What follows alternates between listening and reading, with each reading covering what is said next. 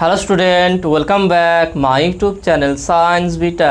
তো প্রিয় ছাত্রছাত্রীরা, আজকে আমি তোমাদের সঙ্গে স্থিতিবিজ্ঞান চ্যাপ্টারের 4 নম্বর পার্টেতে কোনো সমতল বা বৃত্তাকার পথে কোনো গাড়ি উল্টে না যাওয়ার যে শর্তটা, সেই শর্তটা তোমাদের সঙ্গে প্রমাণ করব। খুব সহজ আছে এবং খুব কনসেপচুয়াল আছে, ভালো করে বোঝার চেষ্টা করো, কারণ এটা কি অনেকের খুব কঠিনভাবে যে কীভাবে হচ্ছে টোটাল ক্যালকুলেশনটা গুলিয়ে ফেলে। তো আমি চেষ্টা করব সব থেকে সহজভাবে স্টেপ বাই স্টেপ প্রত্যেক এই জিনিসগুলোকে পুরো সহজ করে বোঝানোর। সেই জন্য ভিডিওটা তোমরা প্রথম থেকে শেষ পর্যন্ত দেখবে, কোথায় স্কিপ করবে না। আর তোমরা যদি নতুন থাকো অবশ্যই চ্যানেলটি সাবস্ক্রাইব করবে এবং পাশে থাকা বেল আইকনটা প্রেস করবে।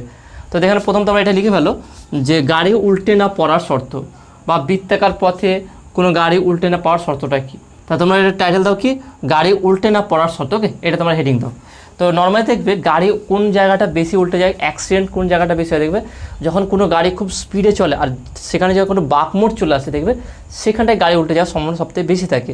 তাহলে কী শর্তে গাড়ি উল্টে যাবে আর কী শর্তে গাড়ি উল্টে যাবে না সেটা তোমাদের দেখাবো। আর বৃত্তীয় গতি তোমাদের বলেছিলাম কি, গাড়ি কখন পিছলে যায়, সেই পিছলে যাওয়ার আগে গাড়ি কখন উল্টাবে না আগে পিছলে যাবে, টোটাল বিষয়টা আগে তোমাকে ক্লিয়ার করে দেবো। দেখবে এখানে কোশ্চেন আসছে তো অনেক জায়গায় যে গাড়ি উল্টে যাওয়ার আগে পিছলে যায় কেন, কোন শর্তে গাড়িটা আগে উল্টে যাবে পরে পিছলে যাবে, সেই টোটাল কনসেপ্টটা ক্লিয়ার করে দেবো। গাড়িটা আগে পিছলে যাবে না আগে উল্টে যাবে, এটাও তোমাদের ক্লিয়ার করে দেবো। ওকে, তা প্রথমে দেখো না, তোমাদের যে গাড়ির ছবি আছে সেই ছবিতে 3D ছবি আছে, এখানে তো আঁকা যাবে না। জাস্ট আমি দুটো সামনে যে চাকা আছে তার উপর যে মেন কনসেপ্টটার উপরে ছবিটাকে করাবো। তোমরা বইয়ের ছবিটা সামনে রেখে বোঝার চেষ্টা করো, তাহলে তুমি খুব সহজেই বুঝতে পারবে। তাহলে দেখে নাও, এই হচ্ছে দুটো আমার চাকা, সামনে দুটো চাকা। ওকে, এটা হচ্ছে সামনে দুটো চাকা আছে, এদের হচ্ছে এদের মধ্যে দূরত্ব হচ্ছে এটা, এদিকে ঘর্ষণ বল কাজ করে, চাকার ঘর্ষণ বল। এটা হচ্ছে আমরা ধরলাম এ চাকা, এটা হচ্ছে বি চাকা, বা এখানে আমি বলতে পারি, এখানে যে বলতে পারি এখানে রাস্তা ধরলাম, এটা হচ্ছে এ বিন্দু, এটা হচ্ছে আমার বি বিন্দু। তাহলে এই উপর দিকেও একটা কানেকশান থাকবে এদের, ধরলাম এটা হচ্ছে এদের মধ্যবিন্দু, এ বির মধ্যবিন্দু হচ্ছে কি ধরলাম ডি, আর এই দিক বরাবর যে টানি এটা হচ্ছে জি। জি হচ্ছে কি, এটা জি হচ্ছে কি আমি বলের ভ্রামক, যে বলেছি না বলের ভ্রামক, ঠিক বলের ভ্রামক। দুটো চাকা যেহেতু সেম আছে, ব্যালেন্স করার জন্য তার বলের ভ্রামক কোথায় থাকবে, তার মধ্যবিন্দু থাকবে। আর ধরলাম এই গাড়িটার উচ্চতা হচ্ছে কত, এইচ, এর হাইটটা হচ্ছে এইচ, মানে চাকা থেকে উপরের জায়গাটা পুরোটা এইচ উচ্চতায় আছে। এই রাস্তাটা কী আছে, বৃত্তাকার পথে। ওকে, আমি একটু এইভাবে দেখিয়ে দিই যাতে করে সমস্যা না, এরকম বৃত্তাকার পথে গাড়িটা বাঁক নিচ্ছে। তাহলে এখানে দেখে নাও, যখনই একটা বৃত্তাকার পথে একটা গাড়ি বাঁক নেবে তার সামনে দুটো চাকার দেখবে চাকার সঙ্গে এই রাস্তার যে ঘর্ষণ হবে, নর্মালি রাস্তা তো স্মুথলি থাকে না, রাফ থাকে, তাহলে গাড়ি যাওয়ার সময় সাইকেল মানে ওই রাস্তার সঙ্গে গাড়ির চাকার কী ঘর্ষণ হয়, সেই ঘর্ষণ বল ধরলাম এ চাকার ঘর্ষণ বল ধরলাম কি এই দিক বরাবর F1, আর বি চাকার ঘর্ষণ বল হচ্ছে এই দিক বরাবর F2। তাহলে এই F1 F2 কোন দিকে যাচ্ছে দেখে নাও, ঠিক এই যে বৃত্তাকার পথ আছে তার কেন্দ্রের দিকে। তার মানে এখান থেকে বলতে পারি এই যে ঘর্ষণ বল এই বৃত্তাকার পথে যে গাড়িটা ঘুরছে সেখানে যে কেন্দ্রমুখী বল বা অভিকেন্দ্র বলের যোগান দেয়। তাহলে এখানে আমি লিখে যেটা করবো সেটা এখানে লিখে ফেলবো। ওকে, তাহলে এখানে লিখে ধরি এ এবং বি চাকার দ্বারা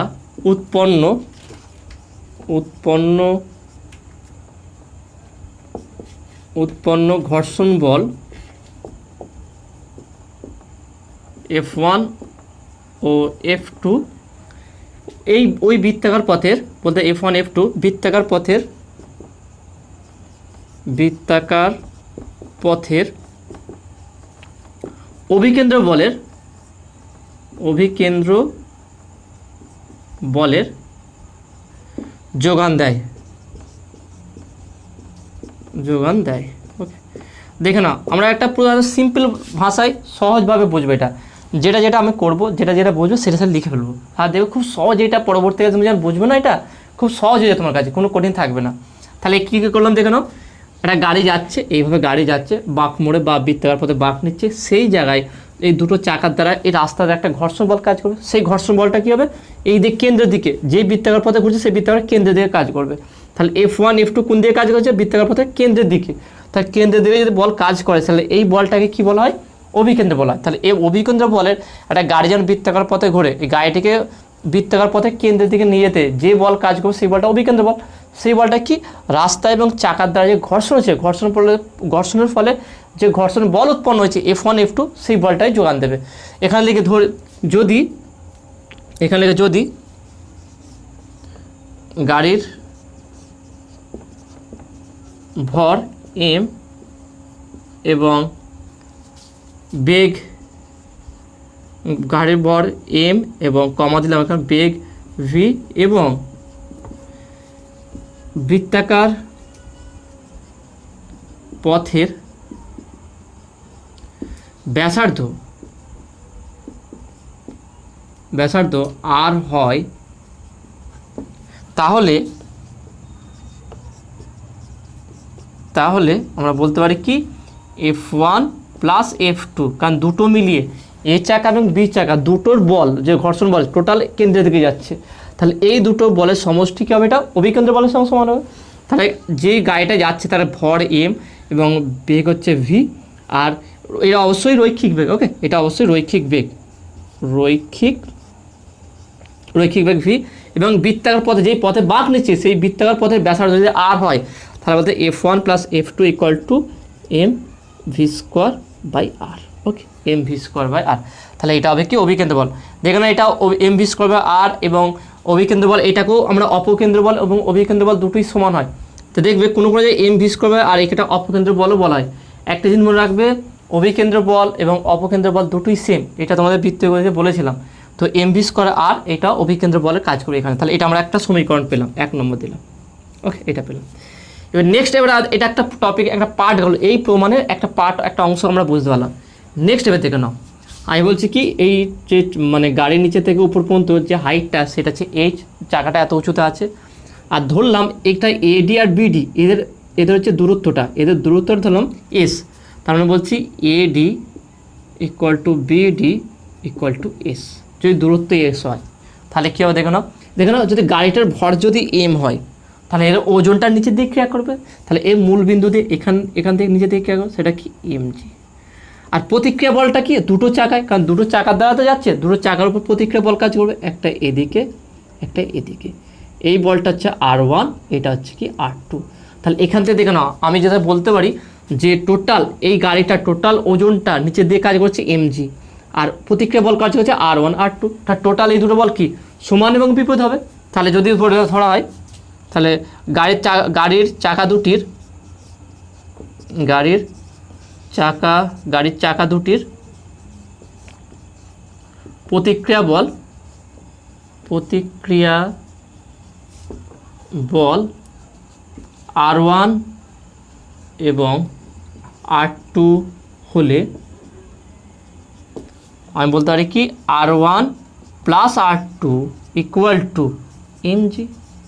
এটা হচ্ছে 2 নম্বর। দেখে না কোনো সমস্যা আছে কি, দেখে না ভালো করে বুঝে নাও। একটা বল নিচে দিয়ে টানছে mg, আর প্রতিক্রিয়া বলটা কত হচ্ছে r1 r2, তাহলে দুটো সমান হবে, কারণ গাড়িতে দেখে না r1 r2 বেশি হলে গাড়ির দুটো উপর দিকে উঠে যাবে, আর mg বেশি হলে নিচের দিকে নেমে যাবে, কিন্তু গাড়িটা রাস্তার উপরেই থাকে, তার মানে mg আর r1 r2 টোটাল ব্যালেন্স মানে দুটো ইকুয়াল আছে। তা সেখান থেকে প্রতিক্রিয়া বল r1 plus r2 equal to mg, তাহলে এটা পেলাম। নেক্সট এবার আমরা যেটা ভাববো সেটা হচ্ছে বলের ভ্রামক। এটা যে বল নিয়ে আলোচনা করলাম, এটা হচ্ছে ঘর্ষণ বল আর গাড়ির প্রতিক্রিয়া বল, এই দুটো আমরা কম্পেয়ার করলাম। নেক্সট যেটা আলোচনা সেটা হচ্ছে বলের ভ্রামক। বলের ভ্রামকটা কীভাবে দেখে নাও, এইটা হচ্ছে বোঝার ব্যাপার, গুরুত্বপূর্ণ বিষয় হচ্ছে এটা, ভালো করে মনোযোগ সহকারে বোঝার চেষ্টা করো বলের ভ্রামকটা, নাহলে তুমি বুঝতে পারবে না ব্যাপারটা। আমি দুটো সমীকরণ যেটা করলাম সেটা সাইডে লিখে রাখছি। একটা হচ্ছে কি F1 plus F2 equal to mv square by r। Okay, আর কি r1 plus r2 equal to mg। আমার m কি, আমি কি বের করতে চাইছি এখানে চাইছি r1 এবং r2-র মান কত, এবং গাড়ি কখন উল্টে যাবে, যখন ধরো r2-র মানটা 0 হয়ে যাচ্ছে, তাহলে r2-র মানটা 0, তাহলে গাড়িটা ভাসবে, তার ভেসে জাস্ট এই চাকাটা উপর দিকে উঠে পড়বে। আর যদি এইটা 0 হয়ে যায় তাহলে গাড়িটা উল্টে যাবে, তার জাস্ট গাড়িটা উল্টে যাওয়ার আগে বেগটা কত সেটা আমরা নির্ণয় করতে চাইছি। তাহলে প্রথম আমরা কী বের করব, প্রথম আমার স্টেপ হবে কি r1 এবং r2 আলাদা আলাদা করে নির্ণয় করা। তাহলে r1 r2 কীভাবে বের করতে গেলে r1 প্লাস r2 আমরা পেয়ে গেছি, যদি r1 মাইনাস r2 পেয়ে যায় তাহলে আমরা খুব সহজে সমাধান করে বের করতে পারবো। তাহলে এটা r1 r2 কী করে বের করে দেখে নাও। তো আমরা বলের ভ্রামক নিয়ে চিন্তা ভাবনা করবো। দেখে নাও বলের ভ্রামকের ফলে কী হয়, একটা বস্তু উল্টে ঘোরে। ওকে, আমরা একটা এখানে দিলাম, এটা হচ্ছে আলম বিন্দু। যদি বলটা এইদিকে প্রযুক্ত হয়, গাড়ি মানে এই রডটা বা এই বস্তুটা এইদিকে ঘুরবে। যদি বলটা এইদিকে প্রযুক্ত হয় তাহলে এই রডটা এইদিকে ঘুরবে। তার মানে বলের ভ্রামক হচ্ছে কি, যখন কোনো বস্তু ঘূর্ণনশীল হয়, ঘুরতে থাকে, তখনই বলের ভ্রামকের অস্তিত্ব থাকে। আর যখন বস্তুর ঘুরবে না, তখন সেখানে বলের ভ্রামক জিরো। দেখেন এর আগের ভিডিওতে আমরা প্রমাণ করেছিলাম, যদি কোনো বল এখানে প্রযুক্ত করা হয় আলম্ব বিন্দুতে বা ঘূর্ণাক্ষতে, তা সেখানটায় প্রয়োগ করলে বস্তুর মধ্যে কোনো ঘূর্ণন সৃষ্টি হবে না, সেই জন্য এখানে বলের ভ্রামকটা কী হয়েছিল, জিরো হয়ে গেছিলো। আমরা এই গাড়ির ক্ষেত্রে বলের ভ্রামক বের করবো, লব্ধি বলের ভ্রামক বের করবো। তার দেখে না প্রত্যেকটা আলাদা করে ভালো করে বুঝে নিই। বলের ভ্রামক কী হয় দেখে না, কোন বলটা পজিটিভ কোন বলটা নেগেটিভ সেটা আগে বুঝবো। প্রথম অবস্থা কি, যে গাড়িটা প্রথম অবস্থা যেন ঘুরে যায়, রাস্তায় যাচ্ছে, সেই গাড়িটা কি ঘূর্ণনশীল হয়, ঘুরতে থাকে কি, কখন না গাড়ি ঘোরে না, স্থির অবস্থা থাকে। তাহলে একটা গাড়ি যেন গতিশীল অবস্থায় থাকে, উল্টে যাওয়ার আগে গাড়ির কোনো বলের ভ্রামক থাকে না। তাহলে এই অবস্থায় গাড়ির মোট বলের ভ্রামক কি, শূন্য। তাহলে একটা গাড়ির মোট বলের ভ্রামক শূন্য, সেখান থেকে বলতে পারি তাহলে ইন্ডিভিজুয়াল দেখে নাও, এই দিকের বলের ভ্রামক কী হবে দেখে নাও, F1 আর এই ডিস্টেন্সটা দেখে নাও। আমরা বলের ভ্রামক নিই, এই বল আর তার লম্ব দূরত্ব দেখে নাও, বলের ভ্রামকের সংজ্ঞায় বলেছিলাম ডিস্টেন্স, যদি এটা এস হয় এটা এফ হয়, তাহলে বলের ভ্রামক কী ছিল, এফ ইন্টু এস। ওকে, এটা ছিল বলের ভ্রামক। এর আগে পুরো ডিটেলস বলের ভ্রামক সম্পর্কে আলোচনা করেছিলাম। তোমরা যদি ভিডিওটি না দেখে থাকো অবশ্যই দেখে নেবে, লিঙ্ক আমি এই ভিডিও ডিসক্রিপশানে দিয়ে দেবো। ওকে, তা দেখে নাও, প্রথমে আমি কি দুটো ঘর্ষণ বলের জন্য বলের ভ্রামকটা দেখবো। দেখে নাও ঘর্ষণ বল কোন দিকে কাজ করছে, F2 এই দিকে, তাহলে এর বলের ভ্রামক কোন দিকে হবে, এই দিক বরাবর। তাহলে এইটা আছে বলের ভ্রামক।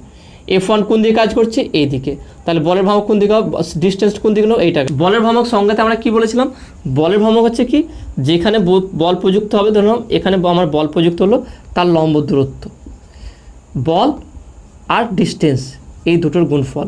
মানে অবশ্যই যেদিকে বল প্রযুক্ত তার সঙ্গে লম্ব, দেখে না আমি এভাবে নিয়েছিলাম, এখানে বল প্রযুক্ত করেছিলাম আর এই দিক বরাবর দূরত্ব নিয়েছিলাম, তাহলে বল এই দিকে ডিস্টেন্স এই দিকে, তাহলে বল আর দূরত্ব পরস্পর কী ছিল, লম্ব ছিল। ঠিক এখানেও দেখে নাও, আমরা যে প্রত্যেকটা প্রতিক্রিয়া বলের জন্য, ঘর্ষণ বলের জন্য যে বল পাবো, তার জন্য ইন্ডিভিজুয়াল আমরা বলের ভ্রামক বের করবো। এখানে আর একটা জিনিস বলেছিলাম, যদি কোনো বলের জন্য বস্তুর মধ্যে ঘড়ির কাঁটার বিপরীত দিকে ঘূর্ণন সৃষ্টি হয়, সেটা হবে কি পজিটিভ বা ধনাত্মক। আর যেই বলের জন্য বস্তুটার ঘড়ির কাঁটার দিকে ঘূর্ণন হবে, সেটা হচ্ছে ঋণাত্মক। এটা আমরা বলেছিলাম আগের ভিডিওতে।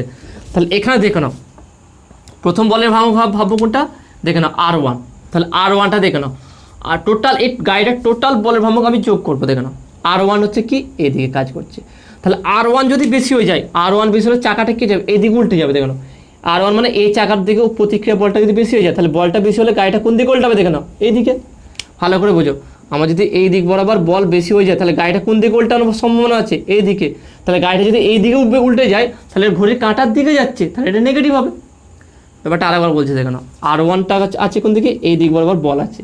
তাহলে এই বলটা যদি বেশি হয়ে যায়, তাহলে এই বলের প্রভাবে গাড়িটা কোন দিকে উল্টাবে, এই দিকে উল্টাবে না এই দিকে উল্টাবে, অবশ্যই গাড়িটা এই দিকে উল্টাবে, কারণ R1টা বেশি হয়েছে, তার মানে এই দিকে গাড়িটা উল্টে যাবে। তাহলে এর ফলে যে বলের ভ্রামক পাবো সেটা হচ্ছে কি ঋণাত্মক হবে, কারণ ঘড়ির কাঁটার দিকে।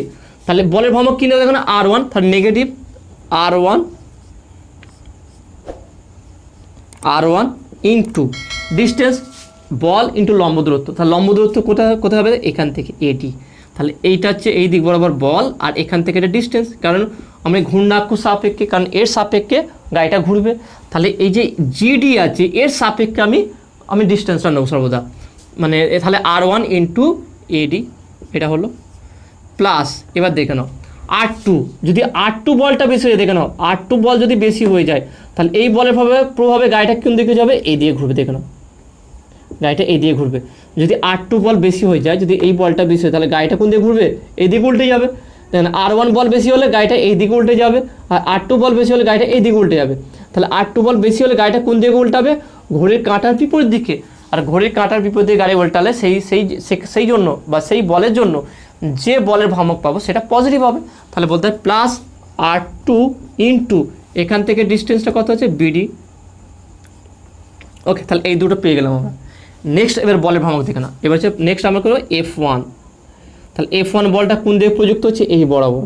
তার ডিস্টেন্স কোনটা হবে, এই দিক বরাবর। তাহলে এখানে দেখো না F1টা কোন দিকে যাচ্ছে, এই বরাবর। তাহলে এই বরাবর যদি বল প্রযুক্ত হয়, তাহলে গাড়িটা কোন দিকে উল্টাবে, দেখো না। এবার তুমি ভেবে নাও ঘড়ির, মানে এটা ঘোরাও দেখি, হাত এইটা আছে, এই দিক বরাবর বল যাচ্ছে, তাহলে বলটা যদি এইভাবে হয়, তাহলে গাড়িটা কোন দিকে উল্টাবে, ঘড়ির কাঁটার বিপরীত দিকে। তাহলে ঘড়ির কাঁটার বিপরীত দিকে হলে কী হবে, এটা পজিটিভ হবে। তাহলে এটা কি plus F1 into GD. GD. যদি বলটা এদিকে F1টা এদিক আর ডিস্টেন্সের লম্ব দূরত্ব নেবো তাহলে এটা হচ্ছে জিডি।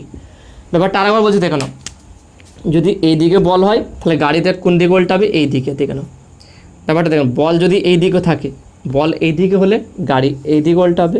বল যদি আমি এই দিকে নিই, বল যদি এই দিকে নিই তাহলে গাড়ি এই দিকে উল্টাবে। যদি একই সঙ্গে দুটো চাকা থাকে তবে এই দিকে চাকার বল বেশি হলে গাড়িটা এই দিকে উল্টে যাবে, আর এই দিকে বলটা বেশি হলে গাড়ি এই দিকে উল্টে যাবে। তাহলে দিক হিসাবে কোন দিকে উল্টা আছে সেই হিসাবে পজিটিভ নেগেটিভ নেবো। এবার যদি বলটা এই দিক হয়, এই দিক বল হলে কী হবে, দেখুন গাড়িটা এইভাবে মুভ করবে। তাহলে এইভাবে দেখে নাও, এইভাবে যদি বল বেশি হয় তাহলে এইভাবে নেবো আমরা, আর এই দিকে বল হলে এইভাবে নেবো আমরা, ঠিক আছে। তাহলে F1টা আছে এই দিক বরাবর, তাহলে এই দিক বরাবর বল হলে গাড়িটা এই দিকে উল্টাবে। তার মানে এই দিকে যদি উল্টায় ঘড়ির কাঁটার বিপরীত দিকে তাহলে পজিটিভ হবে এটা। আর নেক্সট F2ও দেখানো একই দিকে আছে, F2 বলটা কোন দিকে আছে, একই দিকে আছে।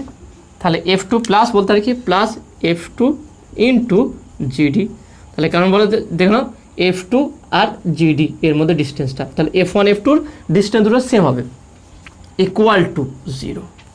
এবার ইকুয়াল টু 0 দিলাম কেন দেখো, এটা যে কি কোন বলের প্রভাবে কোন দিকে গাড়িটা উল্টাবে সেই হিসাবে প্রত্যেকটা বলের ভ্রামক নিলাম। এবার দেখো টোটাল একটা গাড়ির মোট বলের ভ্রামক কী হবে, 0 হবে। কারণ বলের ভ্রামক যদি মান যদি থাকে একটা, তাহলে অবশ্যই গাড়িটা মানে অনুভব চলবে না, সে গাড়িটা উল্টে যাবে, যে কোনো একদিকে উল্টে যাবে। যেহেতু গাড়ি আমার উল্টাচ্ছে না, স্থির অবস্থায় আছে, মানে গতিশীল অবস্থায় আছে, উল্টে যাচ্ছে না, তা যেহেতু গাড়ি উল্টে যাচ্ছে না মানে কি গাড়ি ঘুরছে না, তাহলে দেখতে পাচ্ছি কি এখানে গাড়ির কোনো ঘূর্ণন হচ্ছে না। যেহেতু কোনো গাড়ির এখানে গাড়ির কোনো ঘূর্ণন হচ্ছে না, সেই জন্য আমার বল টোটাল গাড়ির বীজগণিত বলের ভ্রামকের বীজগণিত সমষ্টি কী হবে, 0 হয়ে যাবে। তাহলে এখানে বলতে পারি কি, অতএব এখানে লিখতে হবে গাড়িটির বলের ভ্রামকের বীজগাণিতিক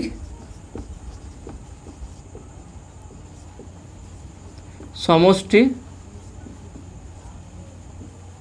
0, অর্থাৎ বলে এটা করবে, ওকে। তাহলে এটা হলো, তাহলে এখান থেকে আমরা কী পাচ্ছি দেখো না, এখানে আরেকটা জিনিস বলে দিই যে এডি দেখুন, এডি আর বিডি হচ্ছে এস, আর জিডিটা কত, জিডি দেখুন এইচ, হাইটটা এইচ ধরেছি, তাহলে এইচ।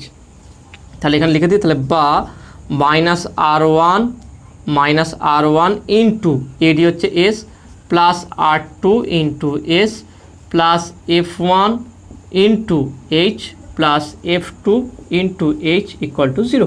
ওকে, এটা পেলাম।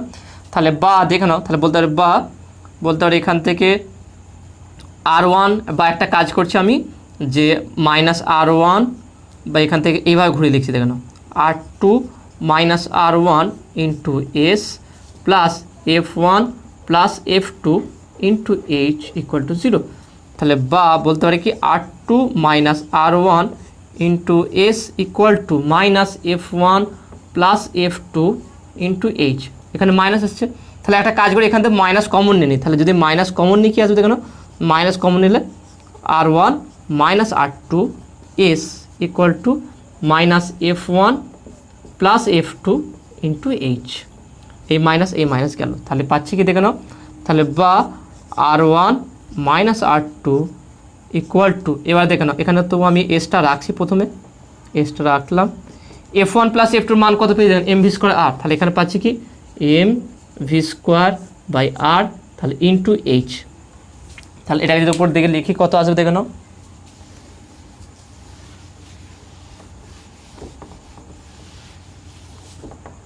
তাহলে কত আসবে দেখে নাও, এটা যদি আমি এখানে লিখি, তাহলে বা R1 -R2 ইকুয়াল টু, এখানে কি আছে দেখে নাও mv square h by r s. এই যে এখানে যে এস গুণ ছিল, এসটাকে নিচে নামিয়ে দিচ্ছিল, R1 -R2 equal to mv square h by r s. এটা হচ্ছে আমার 3 নম্বর সমীকরণ। ব্যাস, এই দুটো সমীকরণ, এটা আমরা পেয়েছিলাম কি 2 নম্বর সমীকরণ। মেন দেখে নাও, মেন হচ্ছে কনসেপ্টটা মেন এখানে দরকার, ক্যালকুলেশন তো আমরা এবারে ক্যালকুলেশন খুব সহজ হয়ে যাবে।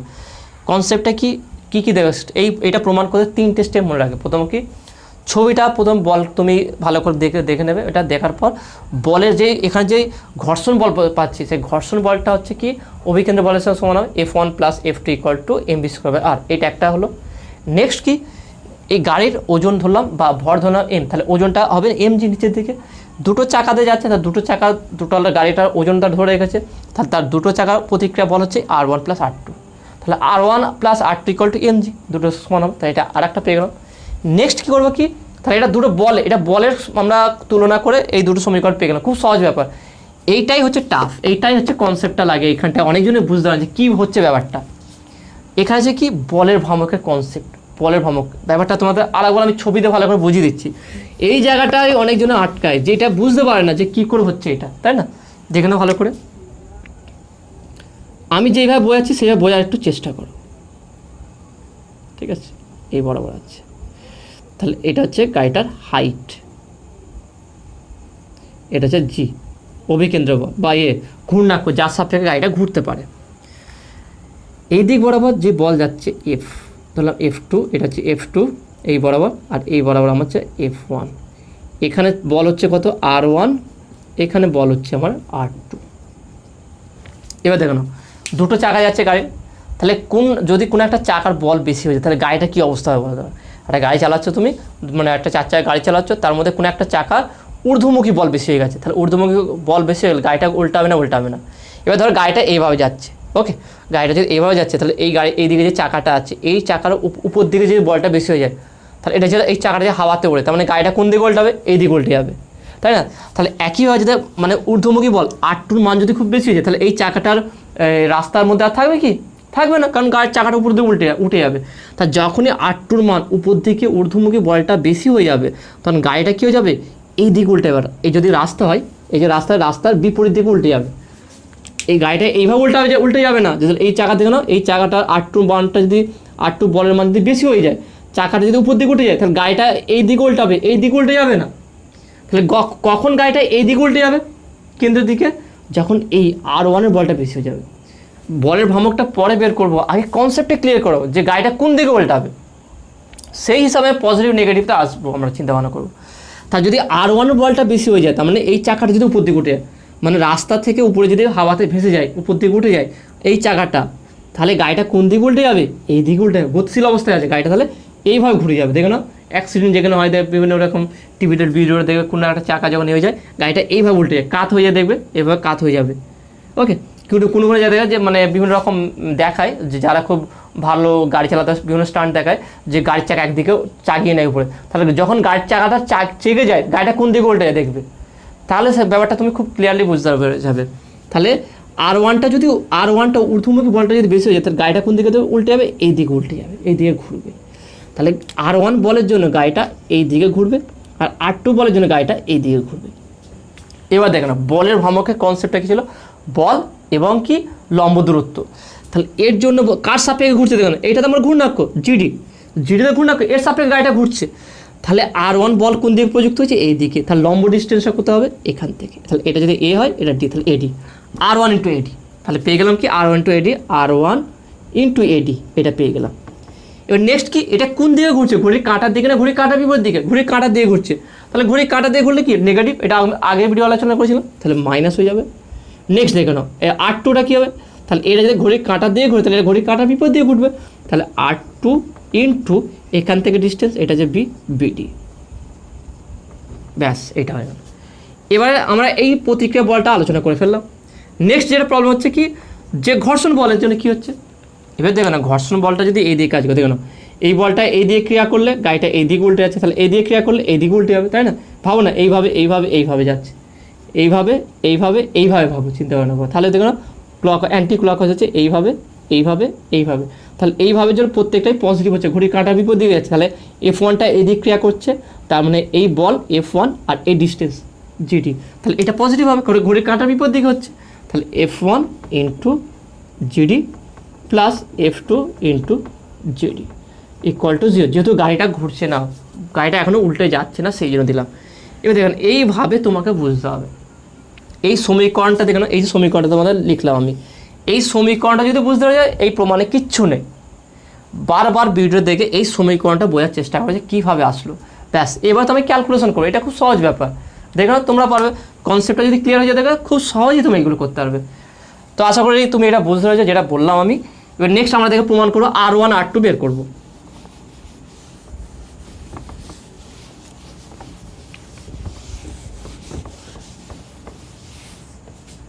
তাহলে দেখে নাও, এটা হচ্ছে 3 নম্বর, এটা 2 নম্বর। তাহলে 2 নম্বর 3 নম্বর সমীকরণ সমাধান করবো। প্রথমে কি দুটোকে যোগ করে দিই, 3 + 2, 2 নম্বর এবং 3 নম্বর সমীকরণকে যোগ করব। যোগ করলে কি আসবে দেখে নাও, তাহলে R2 দেখে নাও, -R2 + R2 কেটে যাবে, তাহলে কেটে গেলে 2R1 থাকবে। ঠিক আছে, আমি তোমাদের করে দিচ্ছি প্রথমেই, R1 - R2 + R1 + R2 = এটা হচ্ছে কত আছে দেখুন, mv²h/rs + mg, এটা আছে। তাহলে দেখুন R2 কেটে গেল, তাহলে বা 2R1 = এখান থেকে কিছু কমন যাবে, দেখে নাও m কমন যাবে, আমি mটা কমন নিলাম, থাকছে কত দেখে নাও, g + v²h/rs, এইটা। তাহলে এটা একটা পেলাম, বা R1 = m/2 g + v²h/rs। তাহলে এখানে R1 চাকার প্রতিক্রিয়া বলটা কত সেটা আমরা নির্ণয় করলাম। এবার নেক্সট কী বের করবো দেখো না, আমরা R2 বের করবো। তাহলে R2টা কীভাবে বের করবো দেখো না, তাহলে R2 এখানে যদি বের করতে যাই বা ওখান থেকে বের করছি, R1 এর মানটা বসিয়ে দিয়ে আমি R2 বের করবো। তাহলে 2 নম্বর লিখে দিই, 2 নম্বর সমীকরণে R1 এর মান বসিয়ে পাই, দেখে নাও। এবার একটা আমি ছবিটা মুছে দিচ্ছি এখানে।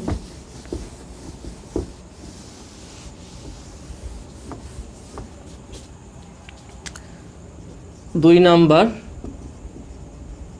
সমীকরণে R1 এর মান বসিয়ে পাই। ওকে, তাহলে কী হবে দেখো না, R1 + R2 = mg, তাহলে বা R2 = mg - R1। তাহলে R1 এর মানটা কী পেলাম সেটা বসাবে এখানে। তাহলে এখানে বসিয়ে দিচ্ছে, এখানে একটা লাইনে mg মাইনাস R1 এর মান কত দেখো না, m/2, তারপরে কী আছে দেখো না, g + v²h/rs, এইটা। ব্যাস, এখানে খুব সহজভাবে আমরা এগুলো নির্ণয় করতে পারবো।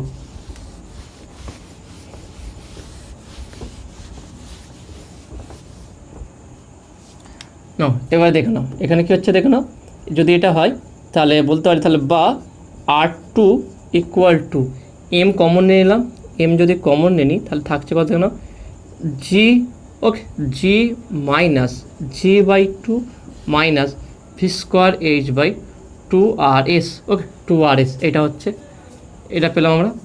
নেক্সট দেখে নাও, তাহলে এখানে পাচ্ছি, তাহলে বা R2 = m g - g/2, ওকে, g - g/2 করলে g/2ই পাবো, g/2 - v²h/2rs, এই দুটো থেকে হাফ কমনে নিচ্ছি, তাহলে বা R2 = m/2, ওকে, g - v²h/rs, এটা। তাহলে এটা পেলাম কি, R2। তাহলে R1 এবং R2 দুটো চাকার প্রতিক্রিয়া বল আমরা নির্ণয় করলাম। ওকে, তাহলে R1টা কি পাশে আমরা লিখে ফেলি, দুটো যে দুটো বল পেলাম সেটা আমার পাশে লিখে ফেলি। তাহলে R1 = পেলাম কি, m/2 g + v²h/rs, আর R2 = m/2 g - v²h/rs। ওকে, তাহলে R1 = m/2 g + v²h/rs, আর R2 = m/2 g - v²h/rs। এবার দেখো না, গাড়িটা কোন দিকে উল্টে যাওয়ার সম্ভাবনা বেশি সেটা আলোচনা করবো, আর উল্টে গেলে কত বেগে উল্টে যাবে সেইটাও আলোচনা করব। তাহলে এতটুকু আমরা নর্মাল প্রমাণটা করলাম। এবার দেখো মেন জিনিসটা এবার আলোচনা করব। তাহলে একটা গাড়ি যখন একটা বৃত্তাকার পথে ঘোরে, ওকে, এটা তার চাকা আছে, তাহলে এই হচ্ছে চাকা, ওকে, এবার ধরলাম আছে গাড়িটা। তো গাড়িটা কোন দিকে উল্টে যাওয়ার সম্ভাবনা বেশি আছে, গাড়িটা এদিকে উল্টে যায় না এদিকে উল্টে যায়। তোমরা যদি কোনো অ্যাক্সিডেন্টাল কোনো ভিডিও দেখে কোনো মুভিতে দেখবে, যখন কোনো গাড়ি বৃত্তাকার পথে ঘুরে দেখবে, বৃত্তে যে বৃত্তাকার যে পথ আছে তার বাইরের দিকে উল্টে যায়, কেন্দ্রের দিকে এইভাবে উল্টে যায়। গাড়ি কখনো এরকম উল্টে যায় না, এই দিকে উল্টে যায়। মানে একটা গাড়ি খুব স্পিডে যাচ্ছে, যত বেগে যেতে থাকে তত গাড়িটা হালকা অনুভব করে, মানে গাড়িটার জায়গায় যে গাড়ি চালা দেখবে খুব নিজেকে হালকা, মানে ওয়েটলেস ধীরে ধীরে মনে করে। তো এইভাবে যখন গাড়িটা খুব স্পিডে যায়, ধীরে ধীরে কী হয়, যেই চাকাটা কেন্দ্রের দিকে আছে, অর্থাৎ বি চাকাটা, যার প্রতিক্রিয়া বলটা আমরা R2 ধরেছিলাম, সেই চাকাটার ওজনটা কমতে থাকে। মানে তার ফলে কী হচ্ছে দেখে নাও, আমরা জানি প্রতিক্রিয়া বল কি, এইদিকে হচ্ছে এখানে হচ্ছে mg, নিচে দিয়ে ক্রিয়া করে প্রতিক্রিয়া বল, এখানে হচ্ছে r1, এটা হচ্ছে r2। এবার দেখে নাও প্রতিক্রিয়া বল বলতে কী বোঝায়, তুমি কতটা বল প্রযুক্ত করেছো তার হিসাবে সেটা প্রতিক্রিয়া বল হিসেবে দেখায়। এবার তুমি নিজেকে ওয়েটলেস মনে করছো, তার মানে কি তোমার প্রতিক্রিয়া বলটা, যে বলটা তুমি প্রয়োগ করছো সেটা খুব কম, সেই জন্য প্রতিক্রিয়া বলটাও কমে যাচ্ছে। তাহলে এরকমভাবে যখন কোনো গাড়িটা হাই স্পিডে মুভ করে, যখন খুব ধীরে ধীরে বেগ বাড়ানো হয়, ধীরে ধীরে বি চাকাটা, যেই চাকাটা কেন্দ্রের দিকে আছে তার ওজনটা ধীরে ধীরে কমতে থাকে, অর্থাৎ তার প্রতিক্রিয়া বলটা কমতে থাকে। কমতে থাকা মানে হচ্ছে কি, তাহলে এই চাকাটার ওজন হালকা হয়ে যায়, এটা উপর দিকে উঠে যায়। এটা কখনো হয় না যে কোনো বৃত্তাকার পথে যখন ঘোরা হয় তখন এই চাকাটা উল্টে যায়, মানে এই চাকাটা এই দিকে উল্টে যায়, এরকম হয় না। যে কোনো বৃত্তাকার পথে যখন কোনো গাড়ি ঘুরে দেখবে যে এই দিকে হয় না, দেখো কোনো একটা পাহাড়ি রাস্তা দিয়ে কোনো বৃত্তাকার পথে ঘুরছে, গাড়ি থেকে সোজা এই দিকে বাইরের দিকে বেরিয়ে আসে বা বাইরের দিকে উল্টে পড়ে যায়। কারণ কি, তাহলে এই চাকাটা উল্টে যায় বলে, বা এই চাকাটা এই দিকে ঘুরে যায় বলে। তার মানে এটা সবসময় মনে রাখবে, কোনো গাড়ি যখন বৃত্তাকার পথে বাঁক নেয় তার উল্টে যাওয়ার সম্ভাবনা বেশি কি রাস্তার বাইরের দিকে, ভিতরের দিকে না। ওকে, এবার রাস্তা যদি বাইরের দিকে উল্টে যায় তাহলে কোন চাকাটা উপর দিকে উঠবে, সেটা হচ্ছে বি চাকাটা। তার মানে ধীরে ধীরে বেগ বাড়িয়ে বাড়িয়ে যদি এমন করা হয় যে বি চাকার যে ওজনটা, সেই ওজনটা যদি ধীরে ধীরে কমতে থাকে, তা তার প্রতিক্রিয়া বলটা কমবে। প্রতিক্রিয়া বল কমে কমে যেন r2 = 0 হয়ে যাবে। r2 = ধরলাম কি, যে গাড়িটির দ্রুতি যখন ধরি গাড়িটির দ্রুতি যখন v0, তখন বি চাকার প্রতিক্রিয়া বল হচ্ছে 0, অর্থাৎ r2 = 0। এবার দেখো না, r2 = 0 মানে কি, বল লিফটের কথা আমরা নিউটন সূত্রে বলে যে প্রতিক্রিয়া বল 0 হলে কি নিজেকে ওয়েটলেস মনে হবে, মনে হবে যে নিজের কোনো ওজন নেই। তাহলে এই চাকাটার কোনো ওজন নেই, যখন এর কোনো ওজন থাকবে না, তার মানে কি এটা হাওয়াতে ভাসতে থাকবে, তখনও উল্টে যাবে না। দেখো খুব স্পিডে গাছ চালাতে চাকাটা মাঝে মাঝে উড়ে যায়, হয় না, দেখা যায় বিভিন্ন সিনেমাতে যে যখন কোনো স্পিডে গাছের সামনে চাকাটা উপর দিকে উঠতে থাকে, তাহলে দেখা যায় যে এই চাকাটা তখন বাতাসে একটু ভাসতে থাকে, মানে রাস্তাকে স্পর্শ করা ছেড়ে দেয়, রাস্তার উপরটা একটু ভাসতে থাকে। সেই অবস্থায় বেগটা কত আমরা নির্ণয় করব। তাহলে এখানে আমি বসিয়ে দিই, ফর্মুলা কী ছিল দেখো না, r2 = m/2 g/v²h/rs। ওকে, তাহলে r2 = 0 হলে 0 = m/2 g-v²h/rs। তাহলে m/2 তো 0 হবে না, তাহলে এটা 0 হবে, তাহলে g-v²। তাহলে এটা যখন এটা 0 বসে তাহলে এটা v0 হয়ে যাবে, দেখো না, r2 = 0 হলে v = v0 হয়ে যাবে।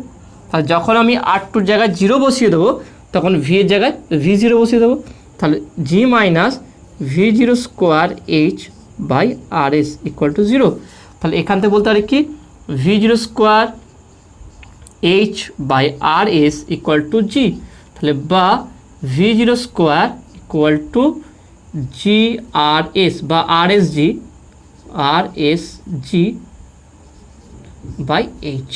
ওকে, এটা এবার দেখে নাও, এই মানটা যদি উপর দিকে করি, আমি একটু উপর থেকে বসাই,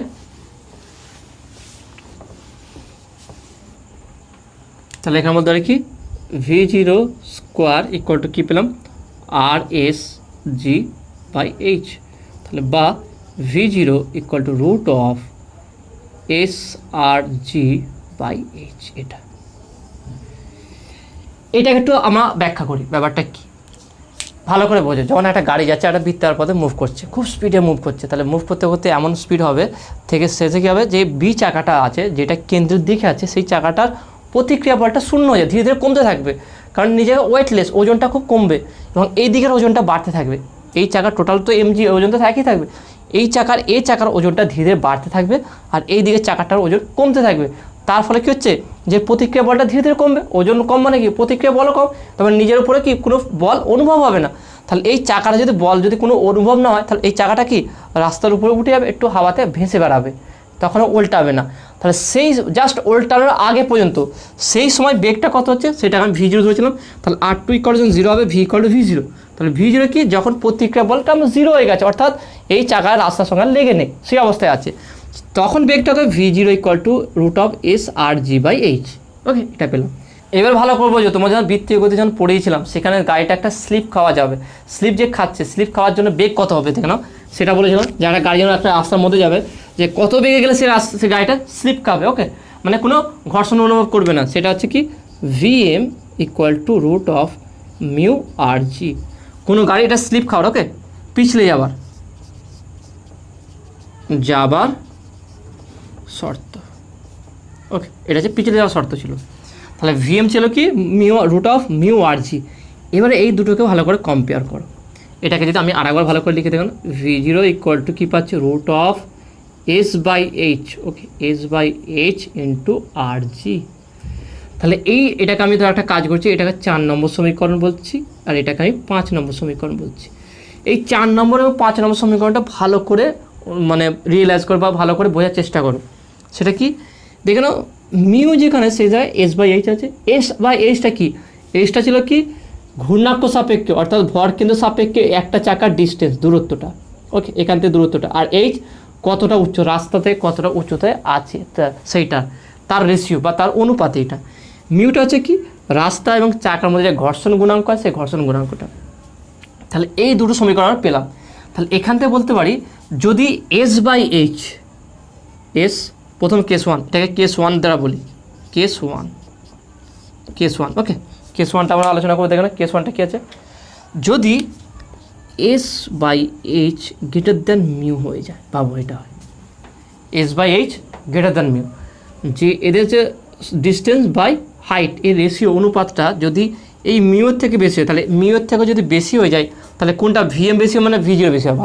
ভালো করে ভাবো, যদি মিউটা এস বাই এইচের থেকে বেশি হয়, মিউটা না এস বাই এইচটা যদি মিউর থেকে বেশি হয়ে যায় তাহলে এটা বেশি, তাহলে এইটা বেশি হলে করসপন্ডিং দেখলাম ভি জিরো বেশি। তাহলে এখানে বলতে হবে যদি বেশি S by H greater than mu হলে V zero greater than VM. দেখে নাও, তাহলে V zero greater than VM হলে তার মানে পিছলানোর বেগটা কম, উল্টে যাওয়ার বেগটা বেশি। যদি এইটা হয় মানে তুমি ভিএম স্পিডে গেলে গাড়িটা স্লিপ করে যাবে, আর ভি জিরো স্পিডে গেলে গাড়িটা উল্টে যাবে। তাহলে আগে উল্টাবে না আগে পিছলে যাবে, দেখে নাও কোনটা কম, তাহলে ভিএমটা কম আছে, তাহলে গাড়িটাকে স্লিপ করে যাবে, আগে পিছলে যাবে। তার মানে এখানে বাঁচার চান্স আছে তোমার। যখন মানে এখানে কী হচ্ছে তাহলে মানে এখানে যদি আমি লিখে দিই তাহলে এক্ষেত্রে বলতে পারি, এক্ষেত্রে গাড়ি উল্টে যাবার আগে পিছলে যাবে।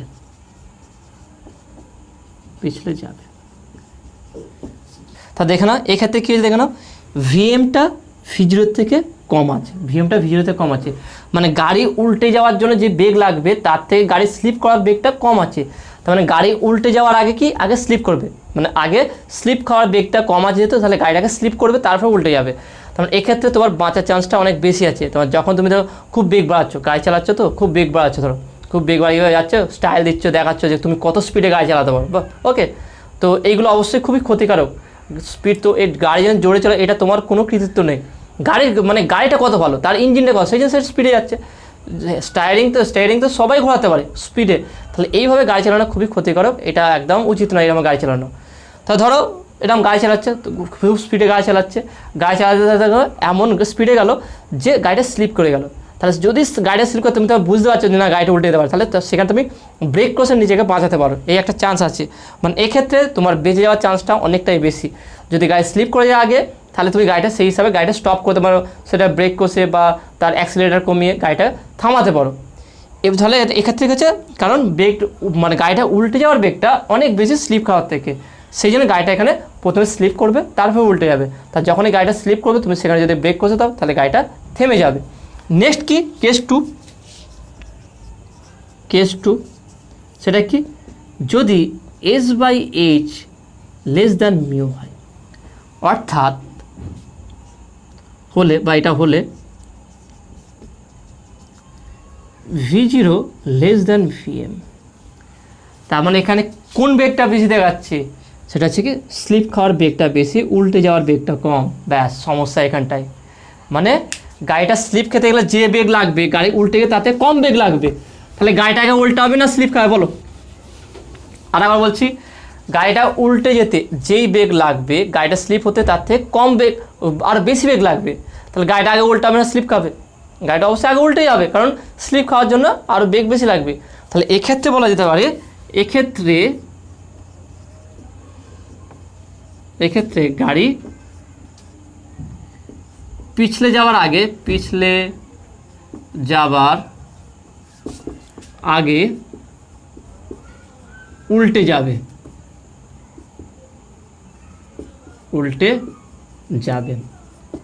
মানে ডাইরেক্ট উপরে গিয়ে দেখা হবে, মানে নিচে আর কারোর সঙ্গে দেখা হবে না তোমার। তার মানে এই রকম স্পিডে যদি গাড়ি চালানো হয় যেখানে স্লিপ খাওয়ার বেগের থেকে উল্টে যাওয়ার বেগটা বেশি, তাহলে গাড়িটা সেখানে কি উল্টে যাবে, স্লিপ আর খাবে না, ডাইরেক্ট গাড়িটা উল্টে যাবে। তাহলে এই হচ্ছে কন্ডিশন। এখানে অনেক কোশ্চেন দেয় এরকম যে গাড়ি পিছলে যাওয়ার আগে উল্টে যাওয়ার শর্তটা কী লেখো, বা উল্টে যাওয়ার আগে পিছলে যাওয়ার শর্তটা কী লেখো। তাহলে প্রমাণ করে এই কন্ডিশনগুলো বা এই কেসগুলো তোমাকে আলোচনা করতে হবে। দুটো আরও বলে দিচ্ছি, দেখো না, যে যখন আমার স্লিপ খাওয়ার বা পিছলে যাওয়ার বেগের থেকে উল্টে যাওয়ার বেগটা বেশি হবে তাহলে গাড়িটাকে স্লিপ করবে, কারণ পিছলে যাওয়ার বেগটা কম, তাহলে উল্টে গেলে আরও এর থেকে আরও বেশি বেগ লাগবে। তাহলে উল্টে যাওয়ার আগে গাড়িটাকে স্লিপ করবে, তার সেখানটায় গাড়ি যদি স্লিপ করে যায় সেখানটায় গাড়িটা থামানো যাবে। আর নেক্সট কি, যদি দেখা যায় V0 লেস দ্যান VM, তাহলে পিছলে যাওয়ার বেগটা উল্টে যাওয়ার বেগের থেকে বেশি, তাহলে গাড়িটা কি আগে উল্টাবে, তাহলে গাড়ি এক্ষেত্রে গাড়িটা আগে উল্টে যাবে। তাহলে এই কেস দুটো ভালো করে মনে করবে। ওকে, দেখেন এটা খুবই কনসেপচুয়াল ছিল, ভালো করে আশা করি তোমরা বুঝতে পেরেছো। দরকার পড়ে আর একবার ভিডিওটা প্রথম থেকে দেখবে, আর একবার ভালো করে বুঝবে, খাতায় লিখবে। তাহলে একবার যদি এটা বুঝতে দেখো তোমার কাছে এই চ্যাপ্টারটা কঠিন লাগবে না। এটা অনেক কঠিন, অনেকজন বলে অনেক কঠিন ব্যাপার, কিন্তু আমি বলছি খুব সহজ যদি তুমি ধীরে ধীরে বোঝার চেষ্টা করো। ওকে, তো আশা করি এটা বুঝতে পেরেছো। ওকে, তো আজকে ভিডিও এতটুকুই। আজকে ভিডিওটা কেমন লাগলো সেটা তোমরা অবশ্যই কমেন্টে জানাবে। যদি কোনো ডাউট থাকে সেটা তোমরা কমেন্টে বলবে। যদি ভালো লেগে থাকে, যদি বুঝতে পেরে থাকো, অবশ্যই ভিডিওতে লাইক দেবে। নতুন থাকলে চ্যানেলটি সাবস্ক্রাইব করবে এবং পাশে থাকা বেল আইকনটি প্রেস করবে। তো দেখাবে নেক্সট ভিডিওয়। Have a nice day.